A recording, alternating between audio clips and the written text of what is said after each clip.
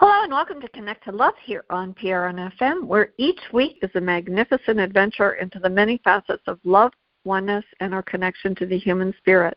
I'm Lisa LaRose, and I'm joined by the incredible Michael J. Russ. It is such a beautiful moment when you and I connect. I just look forward to all the magic and wonder and incredible things that come forth. So I want to see how you're doing and welcome you. So grateful for you, Michael. I am too. I appreciate you so much. And, especially in this month of, I think a lot about appreciation and the things, the satisfaction I've gotten from the year and the people I've met and the experiences that I've had. And I am so grateful for this show because it's the one steady thing in every week of my life. It's wonderful. It has been for 3 years, and it really puts me in a different space. A place that I really love to be, at least for this hour. We have some great conversations. I love its unscriptedness, and I love that people from all over the world tune in to nourish their souls and talk about an aspect of love that they might not have been thinking about. And I hope it's working. I really, really do. I mean, it's beyond our control, so we have to release that desire to control outcomes. But I really love the fact that we have so many people in so many different countries around the world who are tuning into us. And I want to say how grateful and appreciative I am to each and every one of you. I really love it. And I love you. My heart is swelling with lights and going through these radio lines and through the phones that listen to the podcast and how grateful I am for your taking part in our weekly journey. Well, thank you, Michael. I love you too. And I'm equally grateful to each and every one of you who make the time to listen. It is a beautiful gift and a blessing to both of us. And we're looking forward to the next adventure. As we left the episode with Carol Collins, as almost every week, Michael, the shows that we do open new doorways for me. It's interesting because the synchronicities and the signs that I get from the universe after we're done with the show, it's like confirmation. This is your path, and it's almost like all the guides are celebrating and going, woohoo! We're so excited to see you're tuned in. As in Abraham always says, tapped in, tuned in, and turned on. And that's sort of how I'm feeling. It's so beautiful. And the message that Carol and the teachers brought back last week, that we don't chase peace, that we realize it, that it's a conscious choice to operate from that peaceful thought, and that when we are in that space, it aligns our actions in everything that we do. And sometimes it's not very easy to maintain that peace when the world around us feels chaotic, that we can stay in a high vibration even when we encounter people who are the opposite of positive. It's our choice to radiate peace. It can be a little challenging, and I thought to myself, well, how do we do that? And I always remind people, and even in my day, when we wake up in that morning and we have that space as the sunlight comes into our windows, to know that we can create our day and we can begin again, no matter what happens. And there was a beautiful quote that I came across right before we were doing the show. I just opened up a book randomly, and I thought, this is so in alignment with what we're speaking about. And it just is real simple. It says, beginning again starts with the simple act of turning your face to the horizon and choosing sunlight. And sometimes it's difficult. We don't always know how to tune in and to choose that sunlight, because it's easier perhaps to take a different direction and to jump on the bandwagon of discord that everybody is tuning into. But when we turn towards that light together, I believe that collectively we can really shift what is going on in the planet. And I don't remember Carol and the teacher's exact wording about the new year. I'm going to have to re-listen to the episode, But I believe that they said that it's an extension of the 9, that the 9, it's all about new beginnings and big changes. And I'm going to have to really reflect on it, because I always thought that this was a year of completion, but she said that no, it's a continuation into what's being birthed next year. And so if we kind of think about turning towards that sunlight and having that serve as our North Star, beginning again, and turning our face towards that, we can choose that sunlight that we bring in, can bring in the quiet peacefulness that we're all craving and that we're all looking for. How do we do that? So I'm excited about the conversation that we're embarking on today. I know that you've been bubbling on the inspirations that came from the conversation with Carol and the teachers, especially how we can really radiate this peace, how we can create loving boundaries around ourselves and really allow peace to continue throughout the whole year. So I'd love to hear your thoughts. We never know how it's about the conversation going to unfold, but that is what's so special about being in the magic of exploration with you, Michael. Yeah. Thank you so much. That's wonderful, by the way. We're carrying on this conversation about boundaries and talking about self-love.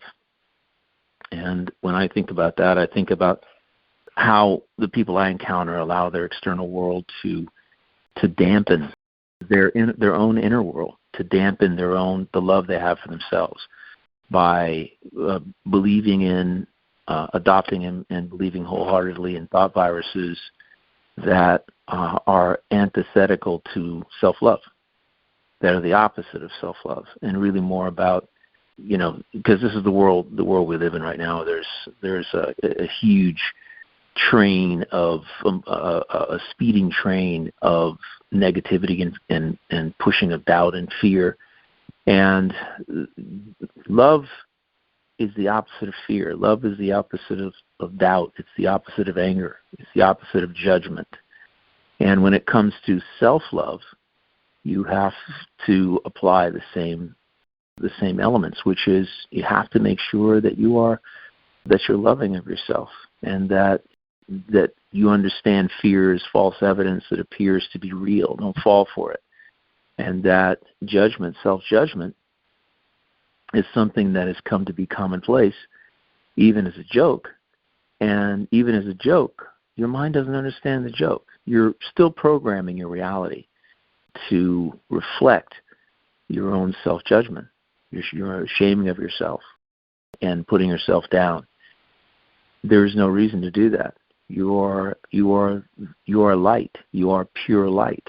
And when you come to embrace that you are pure light and pure potential as well, and begin to just love yourself and treat yourself with respect and dignity and kindness, and just immediately forgive yourself when whatever you expected might happen didn't happen, or whenever you planned didn't occur, that something else happened.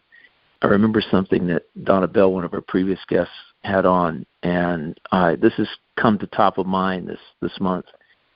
And she said, Spirit says that you are exactly where you're supposed to be every minute of your life. Every moment, every second, you are exactly where you're supposed to be. You're not. We put ourselves in like, oh, I should have been there, I should have been here. You lament, you beat yourself up about it. However, just adopting the simple idea that you're exactly where you're supposed to be, and opportunities exist there. Learning opportunities for evolution and transformation exist in every single moment. And you are where you're supposed to be, just like you're perfect. You're perfect right now. You are absolute perfection in this very moment. You're where you're supposed to be, and you're absolutely perfect in this moment. And so when we embrace that as a part of loving ourselves, as a construct of loving ourselves, things change.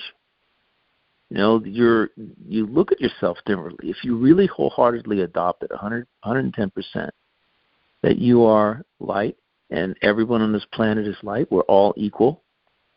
Don't put anybody below you or above you. We're all equal. Money is only has value that we all give it.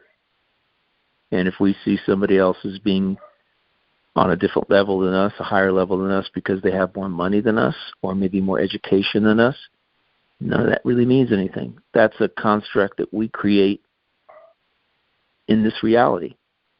And as somebody who's had a very successful life without a college degree, I can say college is for some people if you can go and expand and evolve and transform and are able to perhaps learn something that can help you move forward in whatever plans you have for yourself. So be it. However, for me, I know that I had felt that wasn't something that I needed. I'd already traveled the world. I'd already lived around the world.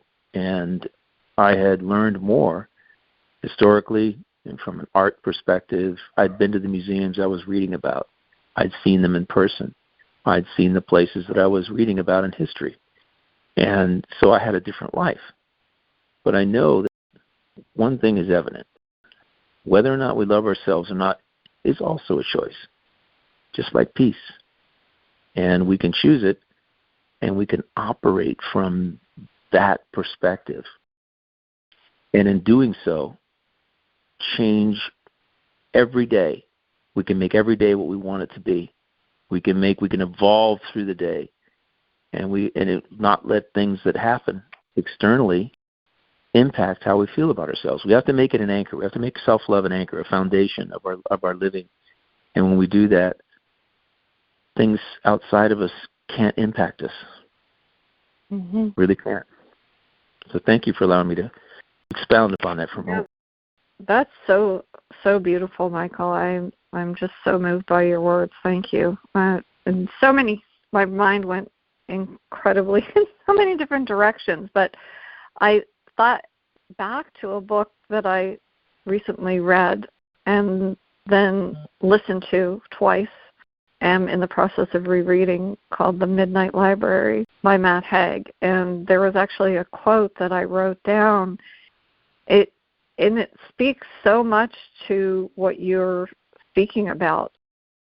Basically, the premise of the book is about this young woman, Nora Seed, who has decided to take her life, and she ends up in this library. And she's given this book, and it's the book of regrets. It's all the things that she regretted. It's the heaviest book, but then on the shelves all around her are all these other books, all these other possibilities of the lives that she could have lived. And cool. One of the most interesting things about the library is that you can choose any book where that regret didn't exist. Every book provides a chance to try another life that you could have lived, to see how things would be different if you made other choices. And in doing so, Nora develops an acceptance about the imperfections of life. The book is really beautifully written. One of my favorite quotes from the book is so appropriate to what we're speaking about. And Matt Haig wrote, "It's easy to mourn the lives we aren't living. The only way to learn is to live. If you aim to be something you're not, you will always fail. Aim to be you. Aim to look and act and think like you. Aim to be the truest version of you. Embrace the you-ness. Endorse it. Love it. Work hard at it. And don't give a second thought when people mock it or ridicule it. Most gossip is envy in disguise. Never underestimate the importance of small things. We only need to be one person." Right. And then he goes on to write, "We only know what we perceive. Everything we experience is ultimately just our perception of it.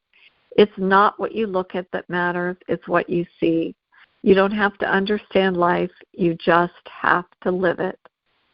And Michael, when you were speaking, it made me think about that book and that quote, because it's really the unlimited opportunities and the pure potentiality that we have every day, in every moment, in every way. We never know how things are going to unfold.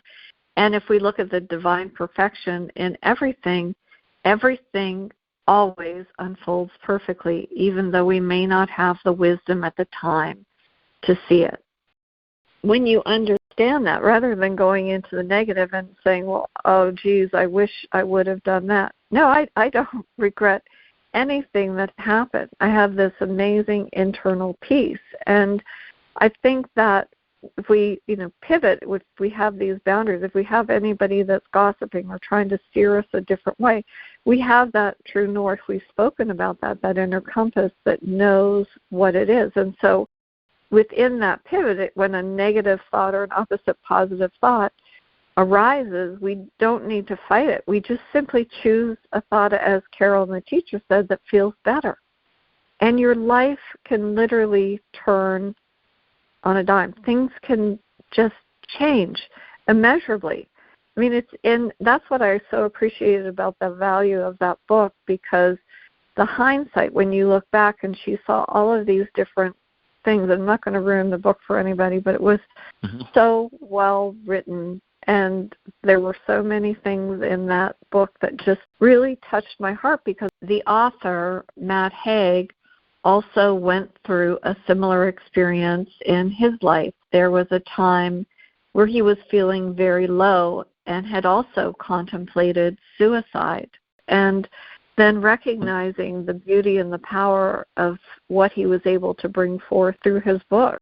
Somebody recommended the book to me, and it was really wonderful. Yeah. It is interesting. We have many timelines that we create for ourselves, and every choice creates a different timeline.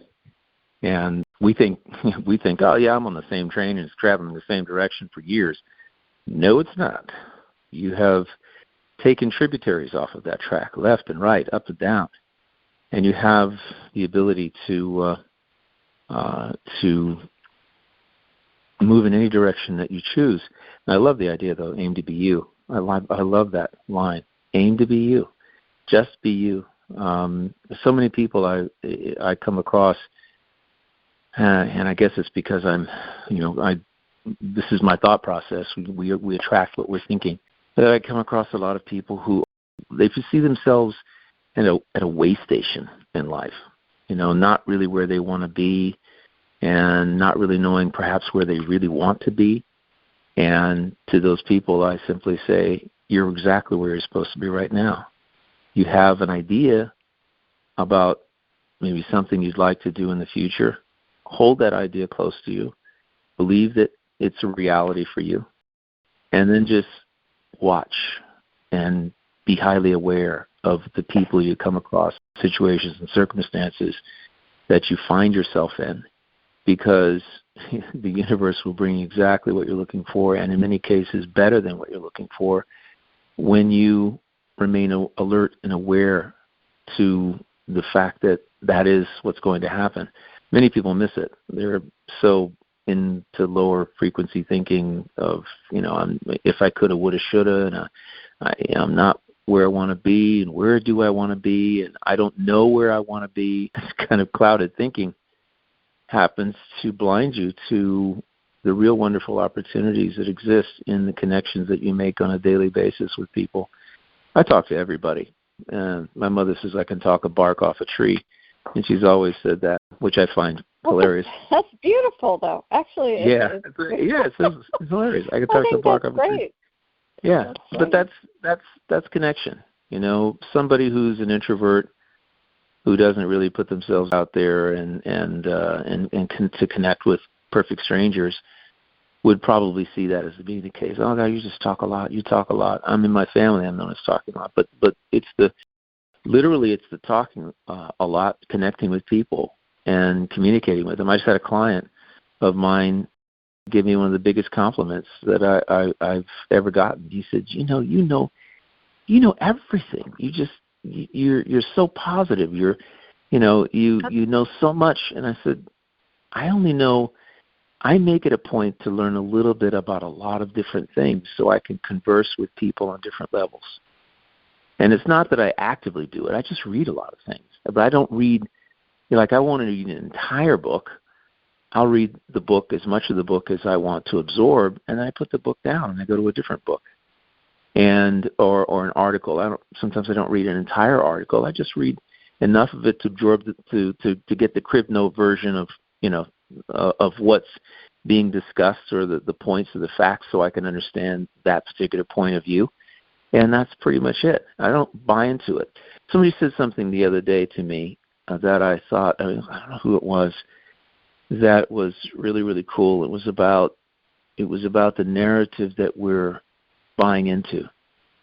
What narrative are you buying into when you wake up first thing in the morning for that day? And I know I did a podcast about this a couple of episodes ago.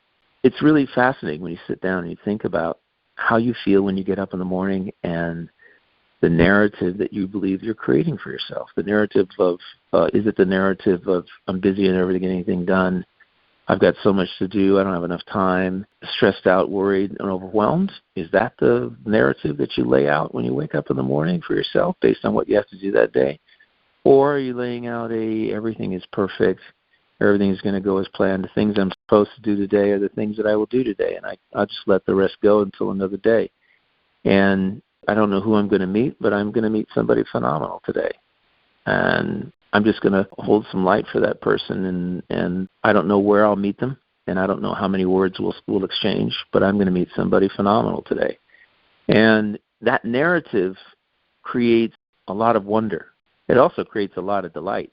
That word that we've been introduced to by the teachers, delight. I like to use the word delightful a lot now. But that's pretty much the case. We focus on the past, attempting to relive the past. And something I was listening to Robert Edward Grant talking about infinity, because he was geometrically proving that infinity, you could double infinity.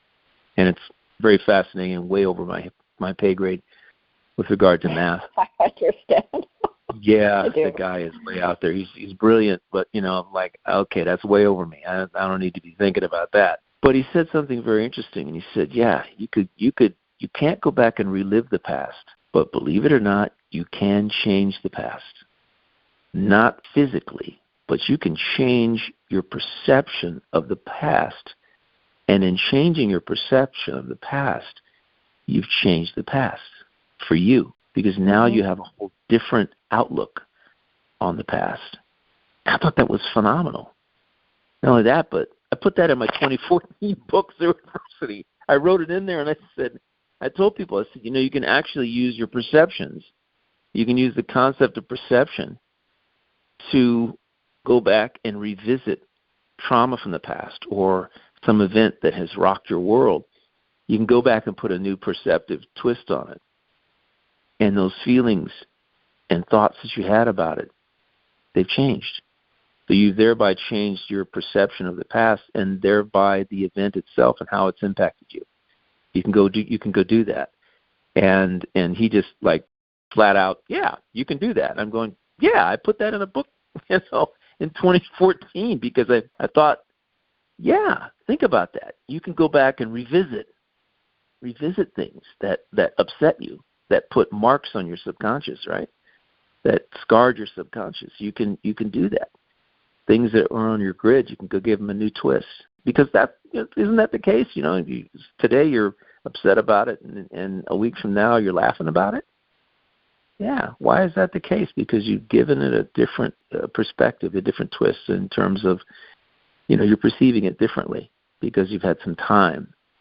And probably the best piece of advice that somebody ever gave me is don't make decisions while you're in a highly emotional state. Wait, calm down, and then take a look at it from the macro perspective, from a wider perspective, before you make decisions about things, especially when it comes to yourself. Decisions about what you're going to do with your life, decisions about relationships, decisions about dropping a connection with someone or whatever it may be, leaving a job, this or that.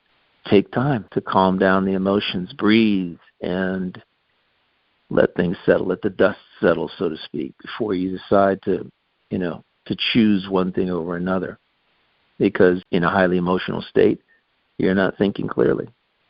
You got walls up that are preventing the magic from entering, the miracles from entering. I'd rather be on the magic and miracle train. Being on the magic and miracle train is the one that I want to be on. I don't want to be on the struggle bus and Chris Wojtacki from Serious Joy always says that, get off the struggle bus. And it is. You're absolutely right. It's about your perspective, and it's your preference and what you prefer. I prefer to keep my energy focused on things that are positive and help me maintain a vibration that's high. And you can maintain your boundaries around that, but you really, I think, have to recognize what the truth of what's in your heart.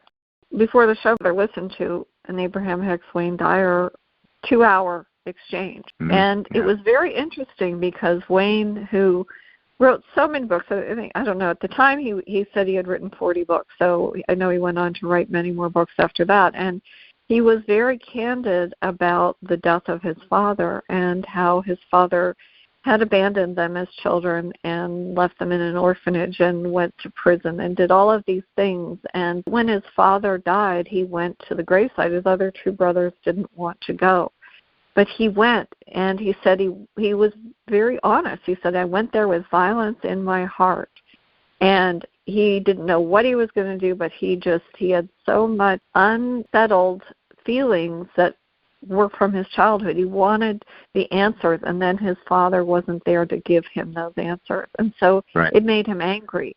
And then at one point when he got to the grave site, and he said he got in his car and he was going to drive away, and then he went back. He turned the car around, and he went back and he forgave him. He forgave all of the hurt and all of the heartache and all of the pain because he was a being of love, and he saw himself as a teacher. And how could he teach love with all of that hate and anger and hurt still inside of him?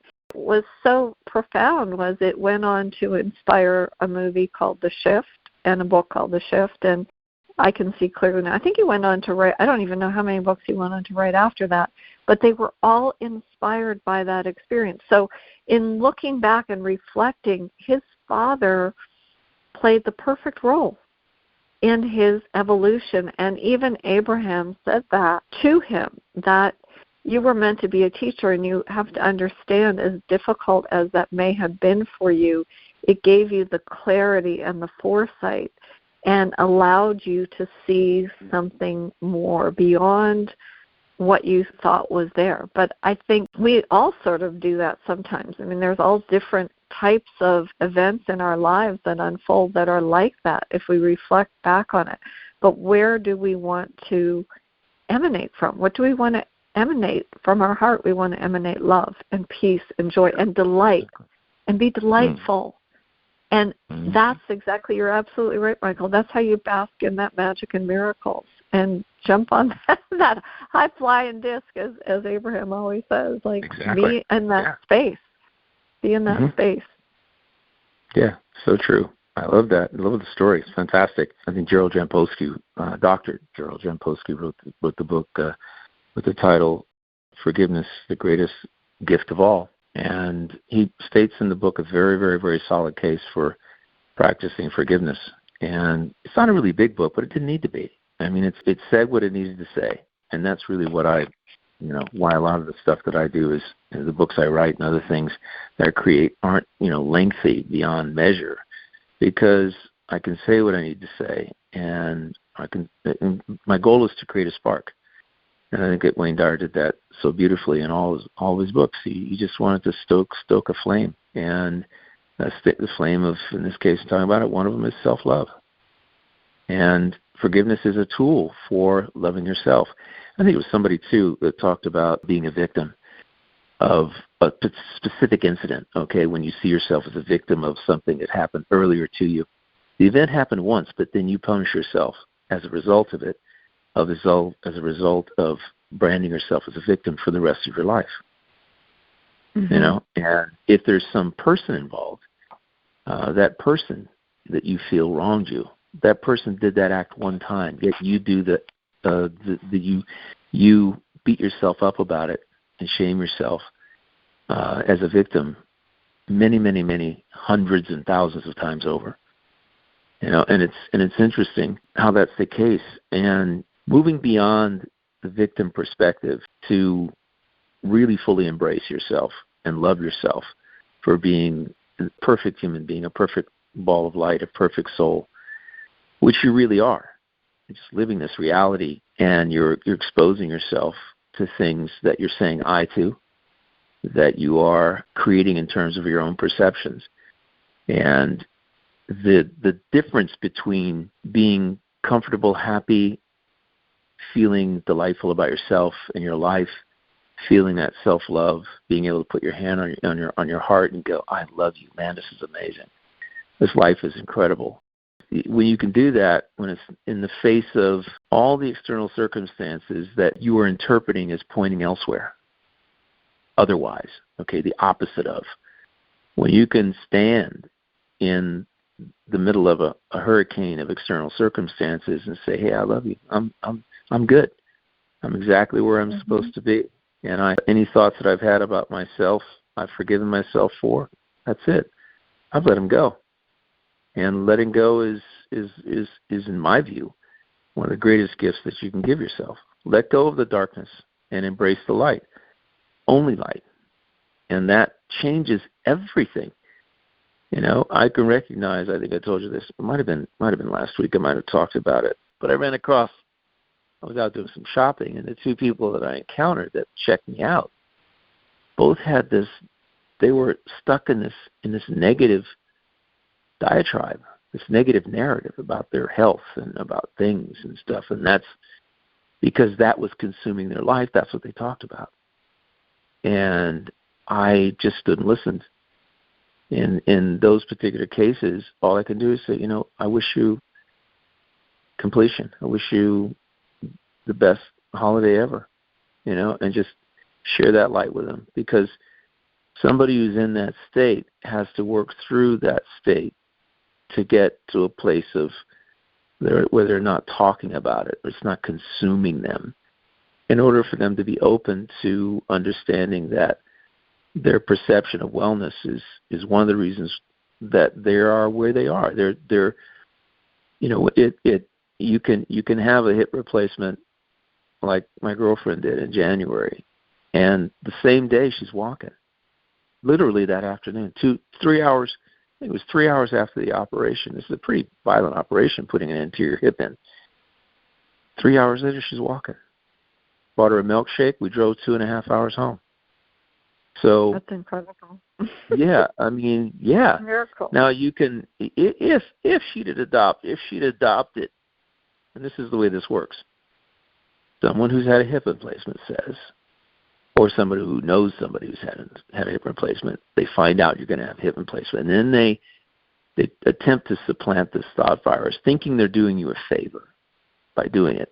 They say, "Oh my God, my friend had one of those. It was such a terrible thing for them. It took them forever to recover." Okay, now, if she had taken that to heart and supplanted that thought as a perception in her mind of the way her experience was going to be, her experience would have been different, because that's what she would have been focused on, right? But she didn't. And I'm sure some people had said to her about other things, a shoulder or a knee or whatever being replaced. But the bottom line is, she went into it, she came out of it, no expectations other than this is going to be better than before, because it always is, because the pain that you experience with your hip is a result of arthritis. That's where the pain is. So people come out of a hip replacement, and they're thinking, or a shoulder replacement or whatever, and they're thinking, oh my gosh, this is going to really hurt afterwards. I'm going to be in a lot of pain. Well, no, you're not.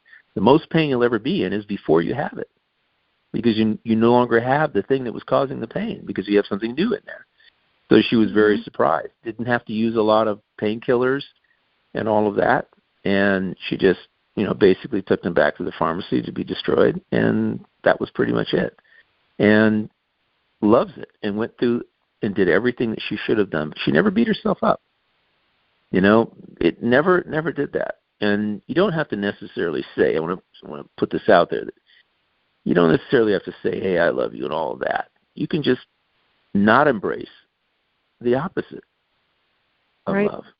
You can just not embrace fear. You can just not embrace self-judgment. Yeah, you can just be neutral is, I guess, the best thing I would say. You just don't embrace the opposite of love. No judgment. Don't engage in those things. And in doing so, you're going to get the same effect, positive effect, as if you had praised yourself and said you love yourself and purposely focused on being non-judgmental. You're going to get the same result. And that's the beauty of it. Mind is a powerful thing. Powerful. Right. That story, Michael, is a great metaphor, I think, for beginning again. When you have a hip replacement, that's a physical beginning again. But sometimes we hold on to things that are emotional. And when we let go of them, that's that beginning again. And there are always, as you said, there's people who would try to put a thought virus in her head. And if we look at it, that perhaps there are opposite of positive, but they're also providing us an opportunity to decide what we're going to do, how we want to react, right? How we want to observe, and we want to sort of stay in our preferred state. And we don't know, no matter what happened yesterday, today, tomorrow, whatever, we don't have to be pulled into anybody's drama. We can turn towards that light, like that light, that sunlight, and see that. And we don't have to judge the people who are in that lower vibration. It's fine. You can hold space for them. You can send them love. But we have to decide whether or not we want to play in that field, play that game. I've been listening to Florence Scovel Shinn, playing the game of life. What do we want to hold as our truth? And I think that as we do that and embrace it, we get better and better at putting those sort of boundaries around it. Those are self-love. And we just sort of say, I want peace rather than conflict. I want joy. And you just, as Carol and the teachers and as everybody else, that's exactly what they say. You just bring that in. I think it was Bashar that you were speaking about that was speaking about your preferred state of reality and doing more of that, because he gets a lot of people that come up, and I think Abraham does too, that are stuck in that place. And even as you bear witness, as you did to those two people who were opposite of positive, you recognize that you're not responsible for fixing or absorbing that emotional state. Nope. You have this peaceful boundary of compassion, but you don't have to entangle with them. And I think that you hold that, and you try to offer something that is perhaps a seed that can be planted, a golden nugget that they can latch onto. And they have free will, but you're choosing something different, and you're honoring them wherever they are, but you have to also honor yourself, and you're choosing what you want to bring in from that interaction. You're bringing in peace. You're bringing in love. Exactly. True. And the point, I guess, of that story for me was that we choose what we allow into our heads, what's going to impact us. We choose that. And to blindly expose yourself to negativity, blindly meaning that you do it without realizing that you're actually doing it, and you're becoming caught up in it, right? There's things that happen in this world, and the things that are really important, that kind of cream doesn't always rise to the top because it doesn't have the same shock value. But when you see something out there about something that happened, and that thing is not good for someone or some people, remaining neutral about it and thinking, even sometimes I form a picture in my mind of this ball of light just embracing that whole area. We can do that, and that has a positive effect. And if a lot of people do it, it'll have an even more positive effect. And it's not for us to judge whether their experience was good or bad or ugly or whatever. It's going to be what it is to them, because it's their perception of what's going through it. And I talked to somebody. It was interesting. I don't know who I was talking to, and they were talking about they were in Oklahoma. It was my friend down the street, and we played golf. We played golf together, and he was telling me last Sunday in Kansas he lives in Tornado Alley, and the tornado seasons are becoming more and more prominent.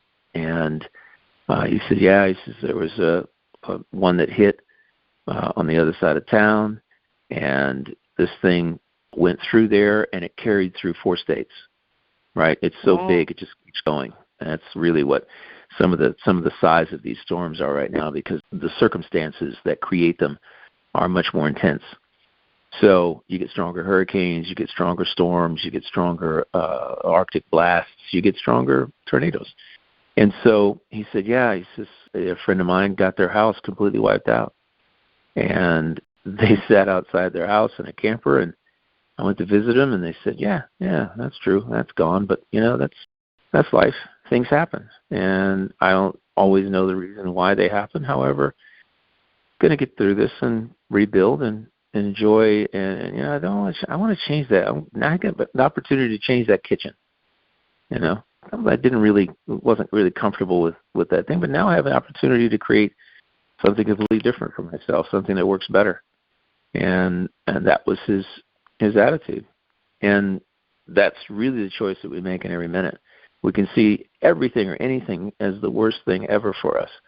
And there are people, say, that I've come across in my life that have that perspective, that everything is elevated to a problem, a huge problem, where it's just simply that has happened, something that's happened, and if they don't insert themselves into the picture, in many cases it didn't necessarily happen to them, but if you don't insert yourself into that picture and you stay outside of it, shed some light upon it and some love, understanding that it's not happening to you, it's happening for you, and what you decide to do based on that, it should come from that perspective of, this is an opportunity for me to practice sharing light with others, sharing love with other people.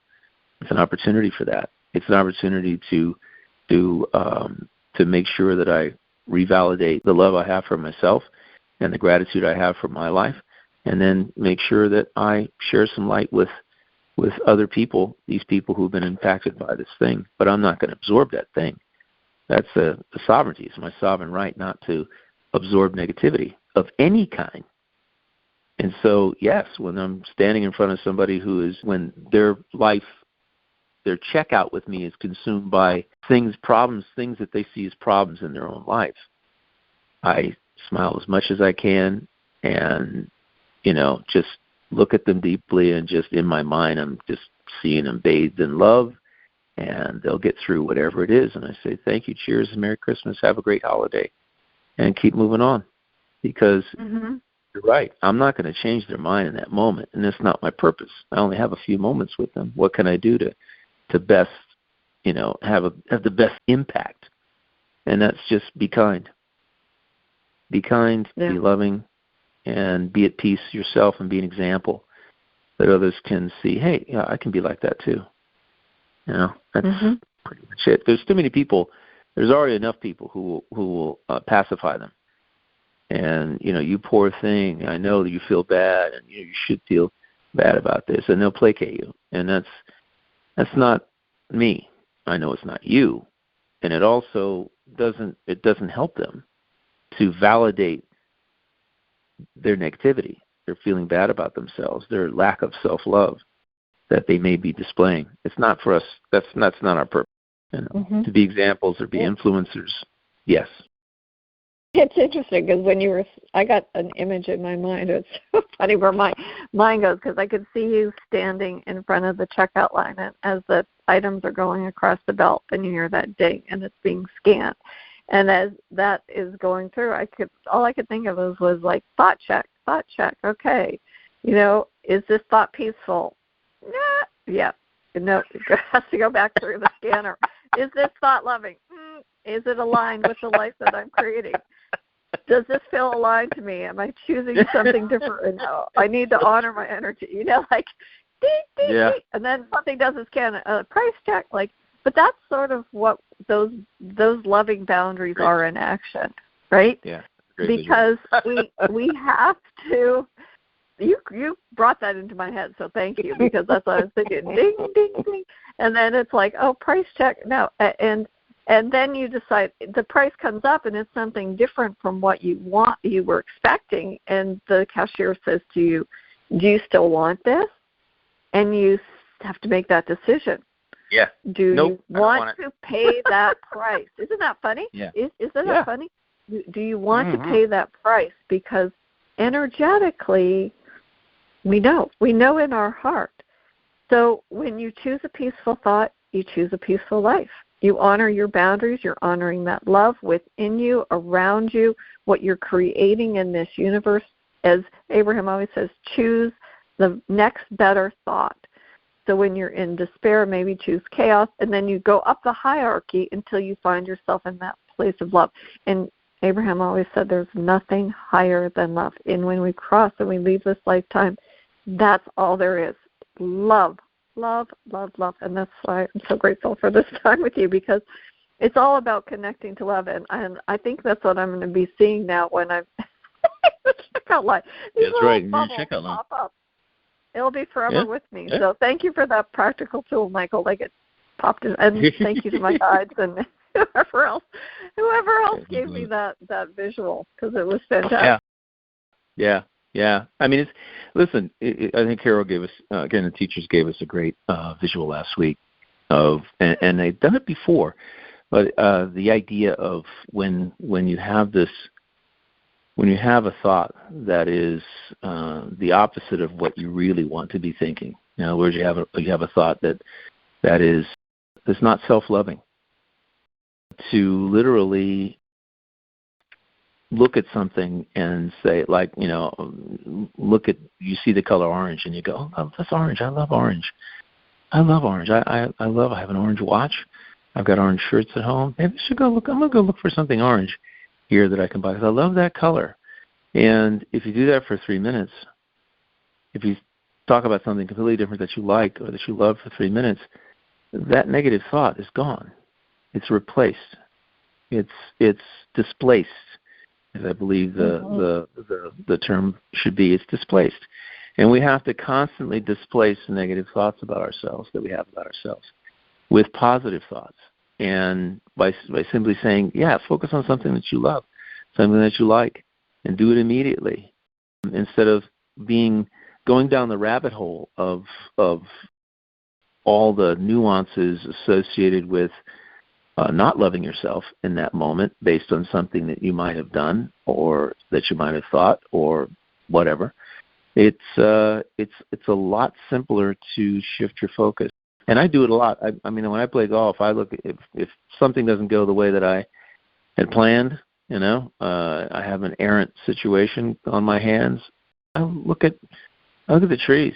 I look at the egret that's over in the pond, looking to get some fish. And I look at the bird, and wow, aren't those beautiful birds? The one that's just flown overhead, the osprey, that's got a fish in its talons. Look at that. And all of a sudden, that's all gone. Any possible negative thought I had about whatever that event was, it's gone. I just move on to the next thing.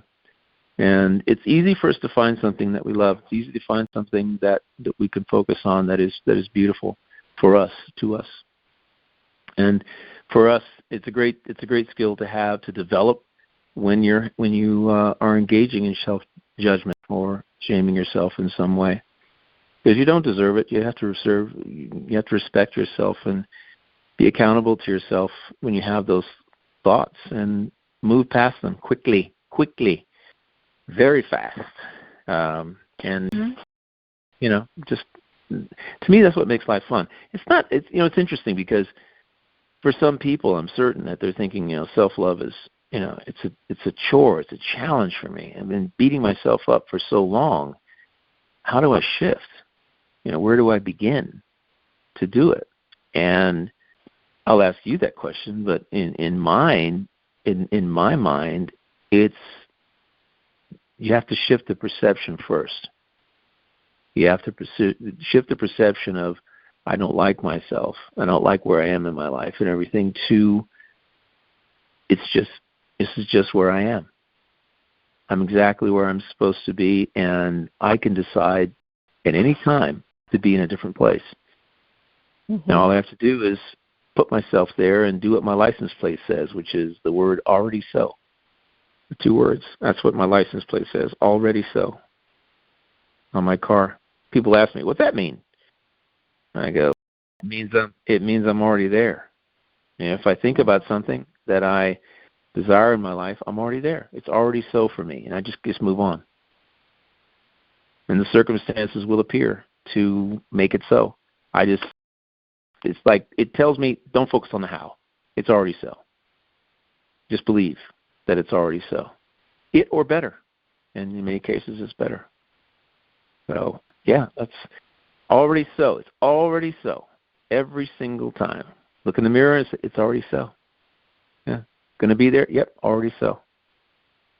And just, deal with it. You want to go to Italy? It's already so. The circumstances will present themselves as to how I get there, but I'm already there. I'm already looking at the magazines. I'm already looking at articles. I'm already reading about places that I like to visit, would like to visit. And I'm already creating the itinerary in my mind.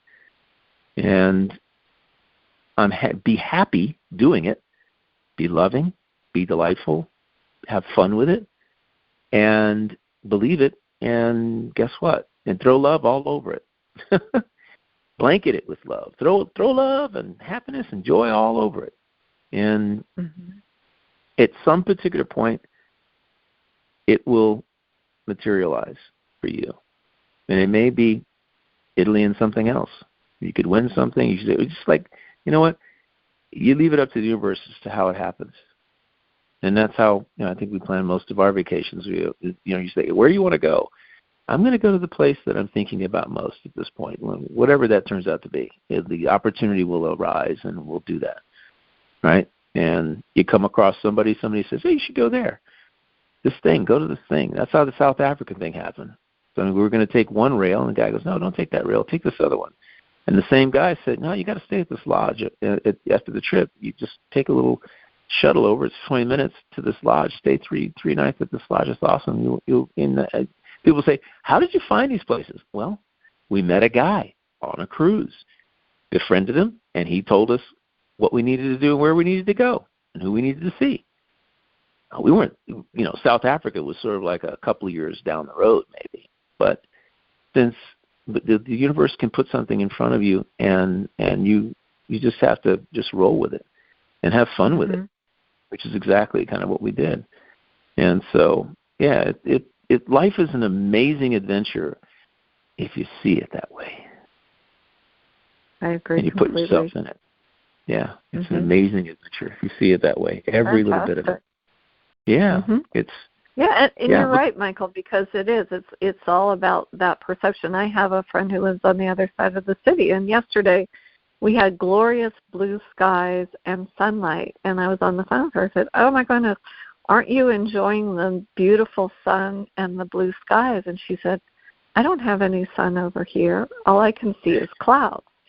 But then I had to remind her that, the sun it's always there. And perhaps the purpose in the clouds is just to remind us that those storms will pass. And they did. They blew by, and then she could see the sunlight. And I think it's like that when we begin again.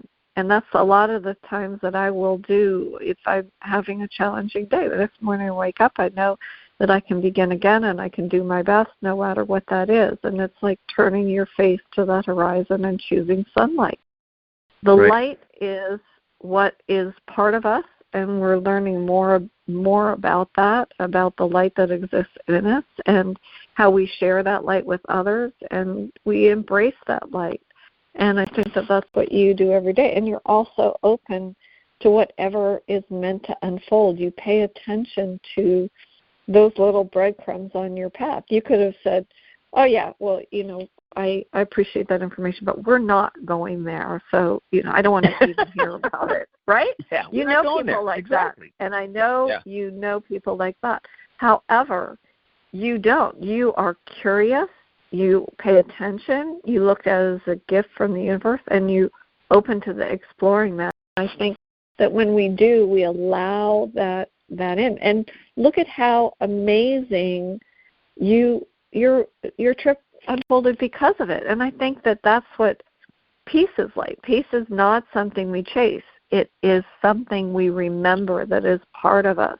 And every time we choose a thought rooted in love and positivity and peace, it brings us more clarity, and it's honoring who we are and what we came to do, this path that we're on. And I think that's how we become a clearer conduit for love and that connection. And I love that you listened and you paid attention and you said, oh my goodness, it opened new horizons to you. It opened a new perspective on what was possible. And it's like that Midnight Library. All those books are available. We don't see them. We can choose any one. We can open it up and allow things to unfold in the magnificent ways that they're meant to for us. What's interesting, I agree with everything you just said. Last week with Carol, she said, happy begets happy. Happy begets happy. Love begets love. Right? And it's happy attracts happy, and love attracts love. Self-love attracts circumstances and situations where you can validate that self-love you have for yourself. It's just the way it is. And the opposite is true too. Fear begets more fear. Negativity begets more negativity. Doubt begets even greater doubt. That's just the way it is. And we have this ability to make that choice to be peaceful, and that peace will attract more peace, more opportunities to be peaceful. And I think one of the last things that Spirit said when I talked to Donna Bell is that they said, sometimes you should just get up out of your desk, get up out of your seat, and go somewhere and just sit. Just sit and just observe life, or maybe close your eyes. Or maybe sun gaze, go outside and lay on a sunbed and sun gaze. Look at the sun with your eyes closed and allow the sun to bathe you. And I've done that several times, at least once a day. I just go, not my normal meditation time, just go sit somewhere, and just chill and not think of anything. And what's cool about it is that you just feel 100% better. When you're go, go, go, go, go, it's a challenge. It becomes a challenge to chill out because you're, on a high adrenaline rush running around. But it's good to have a place where you can just chill out for 10, 15 minutes, 20 minutes, even an hour, and just remember that you are the loving being that you're supposed to be, and that everything outside of you, everything externally is the illusion that you create. You have the illusion of being stressed out, of the world stressing you out. You have an illusion that the world has no peace, the illusion that there's no love, the illusion that there's that drama out there needs your attention. If you watch a lot of drama, you have a lot of drama in your life because it's the thing you watch. Just like if you see, as Carol said, the color orange, you see the color orange and you focus on that, you'll see a lot of orange. You'll be attracted to a lot of orange. You'll see orange everywhere. And I remember that when it comes to love and peace. If I see peace, peaceful circumstances, if I believe and focus on peaceful circumstances and see myself in peaceful circumstances, there'll be more peace in my life and more opportunities to experience that peace. It's forget what we think about most. Isn't that what I forgot the gentleman who said that, but you get what you think about most. Yeah. He was in the 1920s. I don't think it was Dr. Joseph Murphy. It was somebody else. Think and Grow Rich. Yeah, okay. The guy Think and Grow Rich. Napoleon Hill. Napoleon Hill. You think you get what you think about most. You get what you think about most. Think about loving yourself, and you'll get more of that, and more opportunities to do so. Beautiful. I couldn't think of a better way to end the show, Michael. Thank you. So eloquent and such beautiful, heartfelt words. And big, big love to you and to all of our audience members who join us each week. So grateful. Yes. And sending you love and blessings and peace, of course. Yeah, Until absolutely. next time. Thank you. Thank you.